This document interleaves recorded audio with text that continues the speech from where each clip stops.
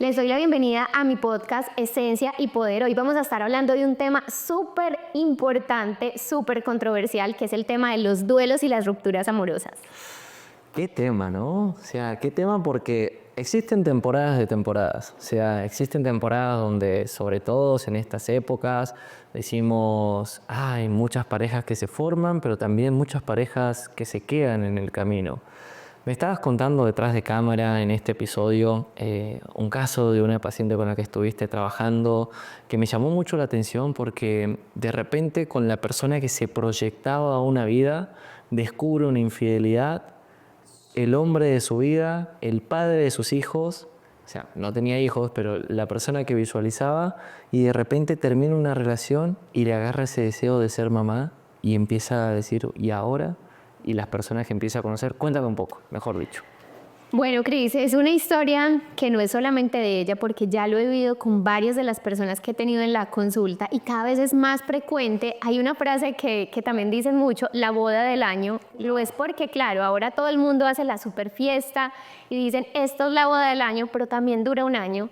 Y a veces es porque ni siquiera construimos relaciones realmente fuertes desde la esencia.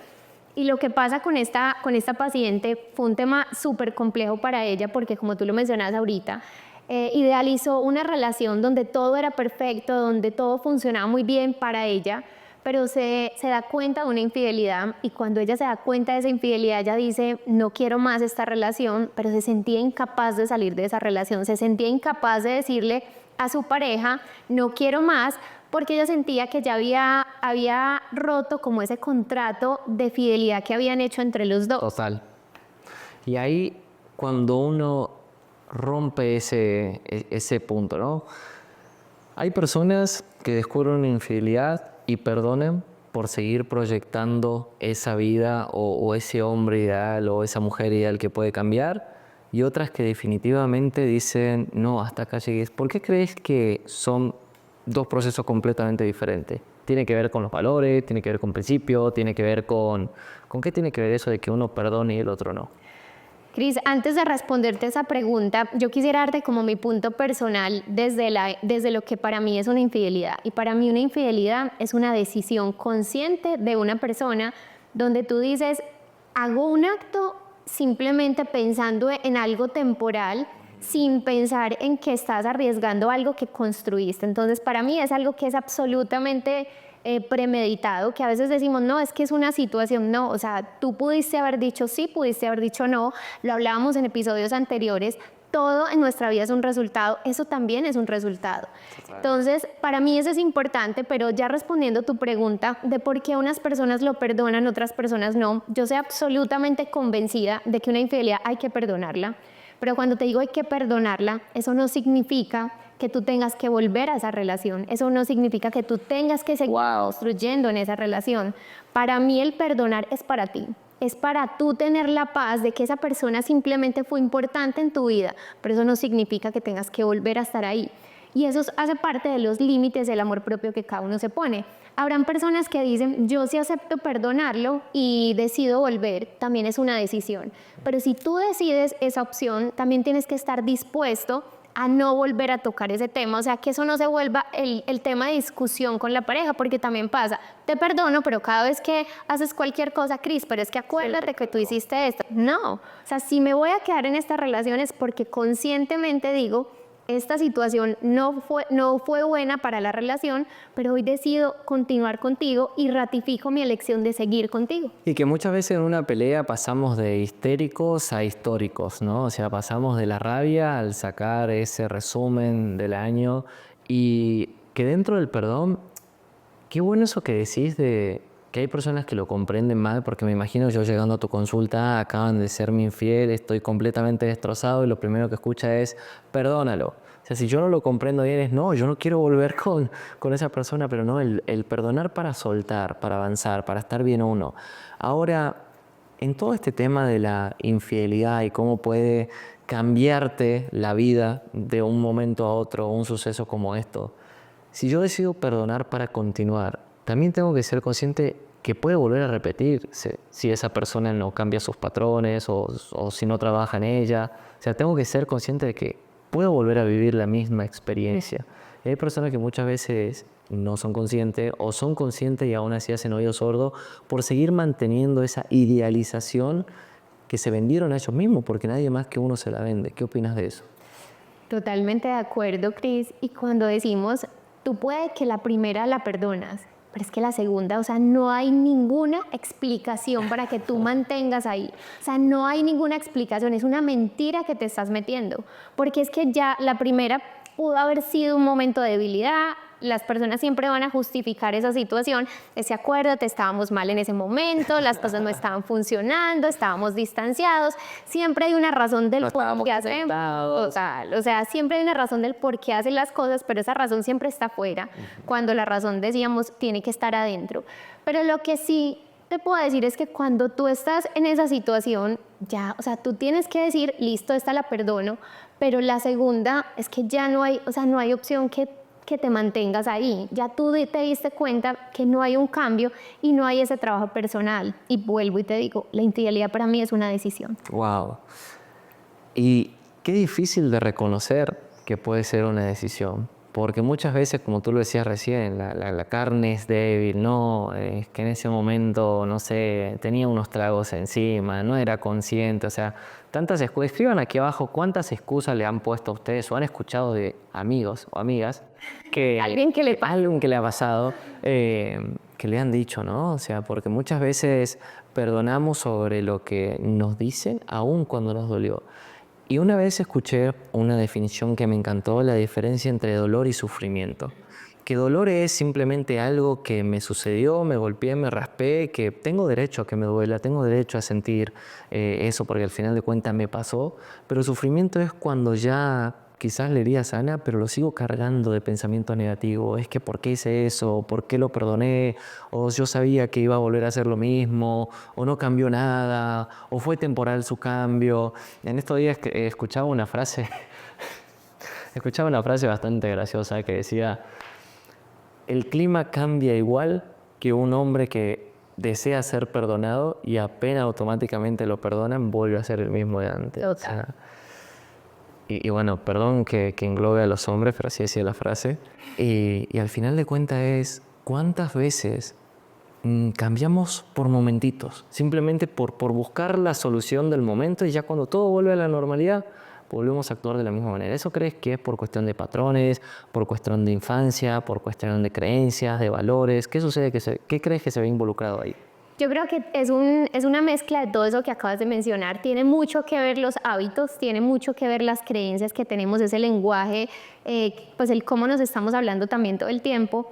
Y es porque cuando nosotros decimos, hacemos determinadas cosas de una u otra forma, tú te conectas con una situación, pero a veces pasa que cuando alguien te dice, bueno, ya te perdoné en este momento, tú dices, listo, me perdonaste, pero ese fue el factor para que tú hicieras un cambio, pero no hay un cambio de patrón, no hay un cambio de conducta, no hay una intención, entonces no va a ser sostenible, porque es que no hay ese acto de conciencia. Entonces, claro, lo mencionamos cuando tú dices, bueno, como dice, fui yo el que fallé en la relación, entonces empiezo a llevar flores, llevo serenatas, le doy el súper vestido, pero si no hay una intención de entrar nuevamente en la relación, de construir en la relación, es que ¿para qué sirven las flores, los vestidos, las serenatas? No sirve de nada, porque en muy poco tiempo va a volver a pasar. Y ahí tocabas un tema súper importante, que decías que es algo que repiten mucho, y es que la carne es débil. Yo por el contrario pienso lo contrario. O sea, yo creo que hombres lindos y mujeres lindas vamos a ver siempre.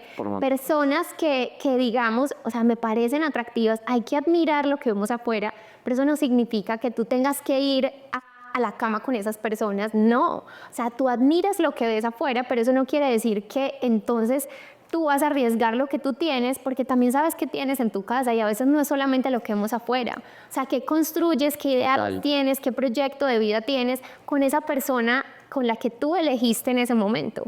No, y cuánto de todo esto al final de cuentas termina siendo conscientes. Y escriban aquí abajo también en los comentarios qué tantas cosas han visto ustedes al momento de buscar ese perdón. O sea, qué les han llevado, o han visto amigos o amigas que les hayan llevado, que le hayan dicho, y que eso quedó solamente en palabras, ¿no? Justamente por no hacer ese cambio de raíz y empezar todo este proceso.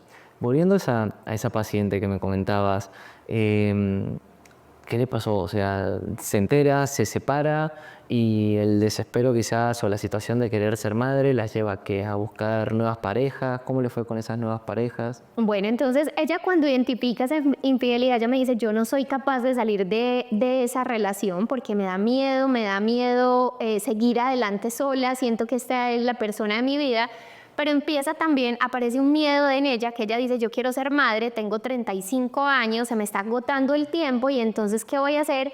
Y empieza a entrar en un patrón absolutamente nocivo y es empieza a entrar en relaciones que son mucho más cortas, aunque ella intente entrar en una relación que dice yo quiero construir algo acá, ella misma se da cuenta de que ahí no hay nada para construir. Okay. Y empieza a entrar en una y otra relación y ella misma me decía, me siento vacía, siento que no estoy encontrando nada. Y yo le decía, y entonces si eso estás identificando, ¿qué haces ahí? O sea, ¿por qué sigues intentando buscar? Y eso nos da paso para decir algo importante y es que cuando tú sales de una relación es importante el tiempo que tú te des de sanar porque entramos en otra relación intentando llenar los vacíos de relaciones anteriores y creemos entonces ya vienes de una infidelidad, vas a entrar a otra relación, a estar pendiente y a vigilar y a Con las alertas. total, porque dices todos son iguales cuando esa es otra creencia, o sea, no todos son iguales. Es increíble. Y aparte, al final de cuentas, recién me decías algo detrás de cámaras que era esa frase tan común de creerse la mitad de algo, ¿no? O sea, decir, es que yo estoy buscando mi media naranja. O sea, inconscientemente ya se están condicionando que son la mitad de algo. Entonces, cuando llega esa media pera, ese medio limón o ese medio durazno y se les va, es como si se les arrancara la vida. O sea, como que se sienten ese vacío. ¿Por qué crees que pasa eso? Ahí volvemos al tema del amor propio y es ese concepto de la media naranja, es lo que nos han vendido en la historia, en la sociedad todo el tiempo, es que estoy buscando mi media naranja.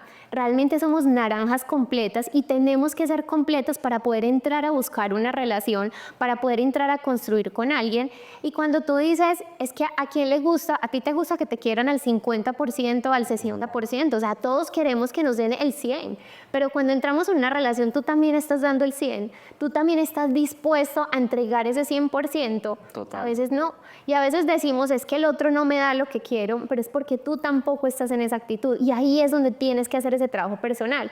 Ahí es donde tú tienes que decir, tengo que trabajar en mí para poder entregarle a otros. Y de ahí viene una de las máximas y es cuando yo me doy mi valor, cuando yo considero que soy importante, me trabajo yo, ahí es cuando puedo entregarle a otros. Nadie puede dar de lo que no tiene adentro. Y a veces hay una metáfora que me encanta cuando decimos, si yo voy con un vaso de jugo de naranja, si te chocas con alguien que sale jugo de naranja, o sea, no va a regarse chocolate, no va a regarse café, o sea, todos damos de lo que tenemos adentro. Por eso es tan importante trabajarnos personalmente. Y qué importante eso, porque al final de cuentas quizás toda esa incertidumbre interna te lleva a tener miedo al futuro, ¿no? O sea, la relación que sigue, la pareja que sigue, el proceso que sigue, o sea, y ese miedo al futuro, ¿cuántas veces puede atacar la felicidad que tenemos? O sea, y quizás nos empezamos a sentir infelices y de nuevo volvemos al mismo tema, es que me fueron infieles, es que me lastimaron, es que si no hubiese pasado eso todo estaría mejor. El miedo al empezar de nuevo, ¿cuántas veces sucede eso? Ahí, ¿qué opinas tú? Ahí tocaste dos puntos importantes en eso y es que cuando empezamos a pensar en qué va a pasar a futuro y empezamos a vivir un montón de miedos, ahí es donde aparece también la ansiedad, porque empezamos a contarnos una historia de que no va a pasar, de que no va a funcionar, de si realmente somos capaces y esa historia nos deja paralizados y nos deja paralizados, pero empezamos a somatizar, o sea, todo son emociones y empezamos a vivir un montón de emociones que nos empiezan como a desconectar con la vida y ahí tenemos que volver al momento presente, a lo que te hace feliz, volver a la esencia, a esos pequeños momentos, a eso que te conecta como persona, acciones puntuales que hablábamos en episodios anteriores de la autoestima. Todo eso es parte de lo que tienes que empezar a trabajar para tú poder hacer ese trabajo personal, para poder estar para otros. O sea, tú no puedes construir desde esas mismas falencias que tú ya tienes. Primero llégate tú para poder entregar a otros. Y ahí es cómo nosotros con todo esto, cuando nos hacen daño y consideramos que nos hicieron daño, se ve deteriorada nuestra autoestima y empezamos a tener como esa dependencia emocional muy presente, ¿no? Ahí, ¿qué opinas tú, sobre todo cuando nos deterioramos a nosotros mismos? Cuando sentimos que alguien nos hace daños, entramos en esa posición de víctima. Y cuando estamos en esa posición de víctima, pues obviamente nos volvemos también dependientes de otro, de lo que los otros piensen de nosotros. Empezamos a creer que si el otro no nos aprueba lo que estamos haciendo es porque lo estamos haciendo mal. Total. Y ahí hay algo importante y es conectarte con lo que para ti es importante, conectarte con cuáles son tus límites, cuáles son tus no negociables, porque cuando tú sabes qué está bien y qué está mal para ti, incluso sabes de las claves más importantes para tú entrar en una relación, saber qué es lo que para ti es importante.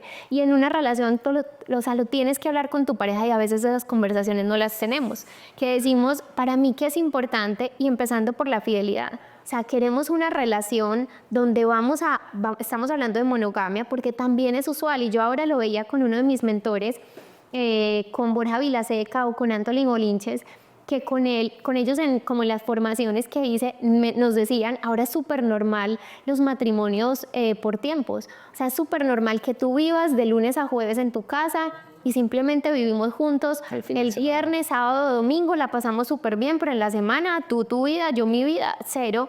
También está bien, si hace parte del acuerdo que tenemos entre los dos, es perfecto. Es que, ¿con qué te sientes tú cómoda? Si yo te digo, para mí ese no es el estilo de relación que yo quiero construir, pues tú eliges si entras o no entras.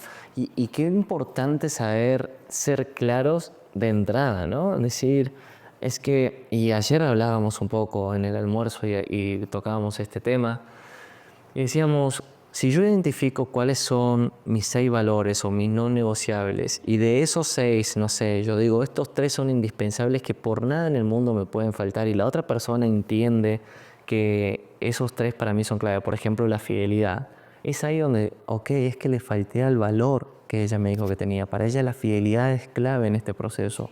Entonces ahí también es reconocer de que estoy siendo consciente de que le estoy haciendo daño porque estoy atacando a uno de sus principios o sus valores más importantes.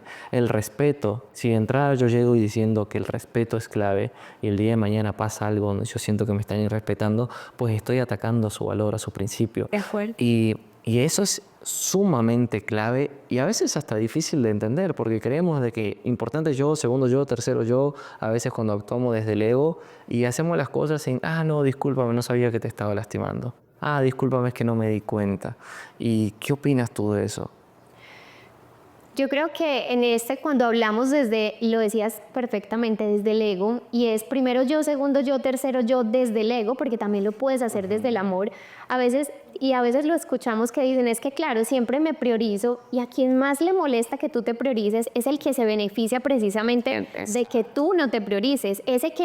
Del que tú dependes, ese es el que, no, es que ¿cómo así? O sea, usted ya pues se cree que se manda sola, usted ya quiere hacer de todo, y realmente ahí es donde nosotros tenemos que decir, es importante el primero yo, segundo yo, tercero yo, pero desde el amor, para construir con otros, y no solamente lo mencionamos desde la relación de pareja, o sea, lo mencionamos con todas las personas que hay a tu alrededor. Yo te lo digo, con mi familia me pasó igual. O sea, tengo que ser capaz de decir primero yo, segundo yo, tercero yo, para poder darte lo que tengo y todo lo que he crecido yo. Pero realmente no lo hacemos porque nos morimos de miedo en empezar a decir primero yo, porque el otro qué va a pensar, el otro qué va a decir, y obviamente entramos desde la carencia. Y al final de cuentas, escuchaba justamente un podcast donde hablaban de que al final de cuentas las relaciones es como entregarle el control a la persona del otro lado y esa persona con el amor que te tiene decide no utilizarlo en tu contra. Total. O sea, y creo que es una de las definiciones más bonitas e importantes de entender, porque muchas veces iniciamos un control, iniciamos una relación entregando el control, pero dejamos que nos controlen o normalizamos el control. Y quizás uno de tus valores y tus principios sea la libertad, no la libertad de puedo hacer lo que quiera, sino la libertad de decir, te tengo en cuenta. Exacto, sí. Quiero este espacio para mí, pero también quiero este espacio contigo. Y respeta que quizás hoy quiera este espacio solo conmigo. Y empezar a decir, no, es que no me parece porque tú ya no estás soltero, porque tú ya no estás soltera, o porque ahora yo soy parte de tu vida. Y empezamos a dejar de lado tantas cosas que nos llenan o que alimentan ese amor propio, que terminamos, sí, reconectando y adaptando nuestra vida a una relación de dos, pero recién lo decías tú, ¿cuántas parejas hoy en día dicen, hey, vivamos por separado. Y quizás hay personas del otro lado, ¿cómo se le ocurre? ¿En qué momento? ¿Por qué sacar más plata de lo normal para pagar 2 arriendos, 2 espacios? Pero ¿cuánto vale tu paz? ¿Cuánto vale tu tranquilidad? Eso no son los matrimonios que... ¿Por qué los abuelos vivían tanto tiempo juntos? Y es cuánto tuvieron que aguantar o soportar o vivir o... Y es que se ve, o sea, yo hoy en día digo, sí, yo puedo ver personas de tercera edad juntos, pero que se miran con un odio. O sea, al Total. primer comentario es como que, y se dan la espalda y es, ¿qué tanto tuvieron que aguantar? Quizás por creencia, ¿no? Porque si es que mi abuelo, mi tío, y el poder ir desorganizando eso, ¿tú qué opinas ahí? Ahí tocaste un tema súper potente y es precisamente el de los abuelos, que lo escuchamos constantemente, que nos dicen es que antes las relaciones duraban 20, 25, 30 años y ahora duran un año. Yo creo que el tema no está ahí, porque cuando nos vamos a conocer la historia de la gran mayoría de los abuelos, hay una relación de sometimiento, hay una relación que no es ni siquiera de esa construcción con el otro, es simplemente una relación de dependencia en muchos de los casos. Habrán relaciones que son lindas, pero yo creo que el punto no es cuánto dura la relación, es cuánto tú puedes crecer y construir en esa relación. Es realmente cuál es ese proyecto de vida que tú puedes hacer dentro de esa relación. Y volviendo a lo que mencionabas ahorita del control, me encanta ese símil porque realmente tú le entregas el control a alguien, pero estamos, o sea, ahí somos los más vulnerables porque normalmente la pareja es quien conoce los peores momentos de nosotros. O sea, tan simple, Cris, como es con quien dormimos. O sea, Literal los conoce desnudos, o sea, pero no desde lo físico, sino... y mira que es con quien te quedas dormido, o sea, confías tanto en esa persona, o sea, perfectamente tú te quedas con esa persona te puede matar en la noche. Y, o sea, es realmente un voto de confianza que tú haces con alguien, entonces es absoluto, o sea, le entregas su control, pero que él no lo utilice o ella no lo utilice de una mala manera, es una elección. Y qué buena esa palabra elección. Hace poco tuve la oportunidad como de hablar con 2 abuelitos y a mí siempre me gusta como el humor y demás. Y le preguntaba a este abuelito y le decía, abuelo, ella fue su primera y única mujer. Y él muy sinceramente con 6 hijos alrededor, los hijos, o sea, es que sucede mucho en el hogar, quizás no sé, sea como muy mi cultura de Argentina, por lo menos aquí en Colombia, tocar esos temas en familia son como que, ¿por qué hizo esa pregunta? Muy reservada. Sí, o sea, como que nadie sabe. Y él como que se sintió tan cómodo, en confianza, que él empezó a contar su historia y eran todos los hijos así como diciendo, no puedo creer que mi padre esté contando esto porque no lo sabíamos. Y él empezó a decir tantas cosas que lo llevó a ellos a hacer terapia porque eso movió muchas cosas. Obviamente no fue mi intención, pero él agarró y dijo, no, es que yo quería casarme con alguien. O sea, yo veía que todos se iban casando jóvenes, yo me quería casar con alguien. Pero mi decisión era que con la mujer que yo me casara no tenía que trabajar. Entonces, la que a mí me aceptara la condición de quedarse en casa y que sea yo quien trabaje, era con que me iba a casar. Y ella fue la tercera. Las primeras 2 me dijeron que no, entonces en ese momento todos los hijos quedaron así como que... Y ahí se entera la mujer, después a los 82 años, él de 84, De cómo había sido su historia. cómo había sido la historia y que era la tercera. Entonces eso fue un desmadre, mejor dicho. Pero qué importante lo que decías tú, hablar las cosas. Porque el no hablarlo puede detonar de que eso que te guardaste durante miles, bueno, miles no, pero durante tantos años, puede quizás afectarte en un futuro porque no tocaste la conversación. Cris, ahí hay algo que yo quisiera recomendarle a todos porque fue algo que a mí me desancló todo mi proceso personal y es el tema de tú tienes que conocer la historia de tus padres, pero no nos damos el tiempo y a veces decimos, es que no, mi papá ya falleció, mi mamá ya falleció, no importa, busca quien te cuente la historia y yo les digo, en el momento en que tú empiezas a entender la historia de tus padres, empezamos a dejar de emitir tantos juicios de lo que fueron nuestros padres, pero no solamente de que te ayuda a nivel personal, sino que también hablamos de la plataforma vincular del padre y de la madre desde la abundancia y las relaciones. Cuando a ti no te funcionan las relaciones, normalmente tienes pues relaciones de pareja, normalmente tienes problemas en una de esas plataformas, normalmente con la madre. Entonces, empezar a conocer esa historia de mamá, empezar a indagar lo que ella vivió, por los momentos que pasó, que a veces creemos que pues nadie, no tienen historia, Vale. pero cuando empiezas a preguntarle y te das cuenta que efectivamente sí pasan y pasan muchas cosas, tú dices, ah, ya voy entendiendo de dónde viene. Y es la mejor forma en la que tú empiezas también a sanar esas heridas y empiezas a cerrar esos ciclos, porque todo lo que es oculto se repite. Total. Entonces, cuando tú lo sacas a la luz, eso por ejemplo que hiciste con tu abuelo fue maravilloso, porque esos son patrones que interrumpes, porque lo que está oculto, lo que te decía, es lo que se repite. Cuando tú lo sacas a la luz, eso es lo que realmente hace que el patrón se corte. Nati, me hablabas de ese plan de trabajo que implementaste con esa paciente sobre la importancia de, bueno, cómo yo hago para, después de toda esta situación, reconstruirme, porque quizás durante la relación idealicé tanto o marqué tanto que me olvidé de cómo ser yo, cómo estar yo. O sea, ¿y qué le habías recomendado a ella para poder reconstruir esa identidad? Me habías hablado sobre una lista, fortalezas. Cuéntame un poquito de eso. Así es, la mejor forma en la que puedes empezar a trabajarlo es precisamente haciendo una lista de cuáles son tus fortalezas, cuáles son los puntos o las oportunidades de mejora, qué te gusta, qué disfrutas, qué valoras. Cuando tú empiezas a entender todo esto, eso es parte del autoconocimiento, y esa es la mejor forma en la que tú puedes identificar dónde están tus límites, dónde están esas cosas que para ti es importante. Wow. Y ahí uno de los puntos creo que son más claves es cómo yo logro establecer una rutina de autocuidado para volver a seguir reconstruyendo con todo ese amor propio, que quizás también lo hablamos en otro episodio, pero acá es clave, ¿no? Cuando salimos heridos, decir, bueno, ¿cómo me empiezo a recomponer? Ahí yo te diría que hay varias claves, hay varias acciones que puedes implementar como hábitos. Uno que funciona súper bien es el tema de la meditación. Cuando hablamos de la meditación no significa que tengas que meditar por horas, no, es simplemente lo que tú sientas que tu cuerpo necesita. Hay personas que les gusta meditar con meditaciones guiadas. Hay otras que, por ejemplo, a mí me gusta a través de una velita, pones una vela, pones una música suave y te quedas viendo la vela con una musiquita suave. Yo, por ejemplo, adecuo todo el espacio, entonces pongo incienso, pongo esencias, pongo cosas que a mí me conecten como conmigo. Y eso es una forma en la que simplemente no se trata de dejar la mente, que la mente pues no se vaya, sino que cuando la mente se va, vuelves y la traes a ese momento, y eso habla de lo que es el momento santo, que es de un curso de milagros, y es empezar a disfrutar cada momento que tú estás haciendo algo. Entonces, si tú dices, me estoy bañando, es hacerte consciente de que te estás bañando. Si estás cocinando, hacerte consciente de ese momento. Si estás leyendo, pues entonces concéntrate en ese momento. Si estás caminando, en ese momento. Si estás con tu pareja, es con tu pareja. O sea, conectarte con lo que estás haciendo. Esa funciona súper bien.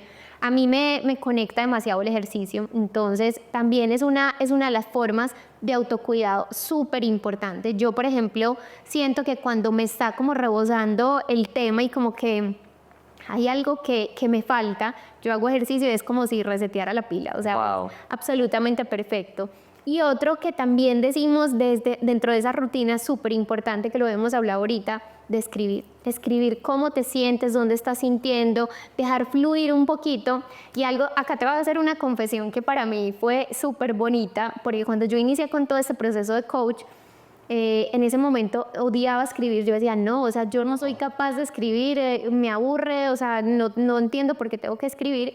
Y yo ahora, ya después de tanto tiempo en este proceso, leo mis notas de ese momento y yo decía, wow, o sea, había mucho dolor en mí en otro momento, y ahora incluso leo y yo digo, esto está bonito como para inspirar a otros, porque era lo que yo sentía en ese momento. Entonces, a veces de esos momentos también sacamos momentos de fortaleza, y es simplemente escribir. Y qué importante la importancia de escribir. Y me hablas también un poquito sobre la importancia de aceptarnos sin juzgarnos. O sea, muchas veces cuando terminamos una relación o las cosas no salieron porque idealizamos mucho, ¿cómo hacemos para romper el ciclo de idealización aceptando mis emociones sin juzgarme? Ahí hay algo que a veces se nos olvida, y es que incluso lo repito mucho y diría que todo el mundo lo debería decir, y es que todo es absolutamente perfecto como fue. O sea, la relación fue como tenía que ser, viviste lo que tenías que vivir, por nada te tienes que juzgar, independiente de lo que hayas vivido, si tuviste maltratos, infidelidades, Wow. independiente de lo que hayas vivido, fue perfecto. Eso es lo que hoy hace la persona que tú eres, y cuando tú entiendes eso, empiezas a dar gracias por todo lo que te pasa. Incluso por esos momentos difíciles empiezas a convertir ese villano en ese escalón que te ayuda a subir, porque solamente los momentos de aprendizaje los tenemos de momentos de dolor. O sea, normalmente cuando estamos en momentos de euforia nunca pensamos, bueno, ¿de aquí qué puedo aprender? No, o sea, tú solamente te replanteas cuando algo no funciona. Entonces, más que quedarnos pensando y de juzgarnos y decir es que no lo debe haber hecho diferente, no. O sea, a partir de acá, ¿qué vas a construir diferente para construir la nueva vida que quieres construir? Pero no te juzgues ni te reproches por lo que fue. Ya lo que fue perfecto y da gracias por lo que viviste, porque eso hace la persona que eres hoy. Qué importancia cada uno de los aprendizajes, incorporar estos consejos. Saben que si quieren trabajar con Nati, están a un mensaje, a un comentario para poder empezar a vivir este proceso mucho más intenso, enfocado. Y cuántas veces no reconocemos que necesitamos esa ayuda, ¿no? Es decir, no, ya llevo tanto tiempo con esto, llevo tantas relaciones de fracaso, entre comillas, repitiendo la historia, repitiendo procesos. Y me hablabas en este proceso sobre la importancia de conocer la historia de nuestros padres para poder ver un proceso mucho más objetivo. Por ahí también pueden empezar. Y eso es lo mágico de todo esto. Fue hermoso acompañarlos en este podcast. Nati, mil gracias por tanta sabiduría, por tanto conocimiento y nos vemos en un próximo podcast. Chao, chao. Chao, chao.